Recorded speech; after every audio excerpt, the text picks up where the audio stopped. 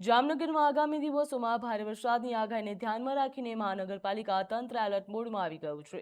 શહેરમાં કોઈપણ વરસાદી પરિસ્થિતિને અસરકારક રીતે સામનો કરી શકાય તેના માટે મેયર મોનિકા વ્યાસે ફાયર શાખાની તૈયારીઓની સમીક્ષા કરી। બચાવ કામગીરી માટે ઉપલબ્ધ સાધનો, ઇમરજન્સી રિસ્પોન્સ અને રેસ્ક્યુ ટીમની કામગીરી અંગે અધિકારીઓને જરૂરી સૂચનાઓ પણ આપવામાં આવી છે। મેયરે ફાયર વિભાગના અધિકારીઓ સાથે બેઠક યોજી હતી। શહેરના નીચાણવાળા વિસ્તારો, પાણી ભરાવાની સંભાવના ધરાવતા સ્થળો તેમજ આપત્તિના સમયે તાત્કાલિક પ્રતિસાદ માટે ફાયર વિભાગને સંપૂર્ણ સજ્જ રહેવા સૂચના આપવામાં આવી છે। મહાનગરપાલિકા અને નાગરિકોને પણ ભારે વરસાદ દરમિયાન સાવચેતી રાખવા અપીલ કરી છે। કોઈપણ ઇમરજન્સી પરિસ્થિતિ સર્જાય તો ફાયર કંટ્રોલ રૂમનો તાત્કાલિક સંપર્ક કરવા અને વહીવટીતંત્રની સૂચનાઓનું પાલન કરવાનો અનુરોધ કર્યો।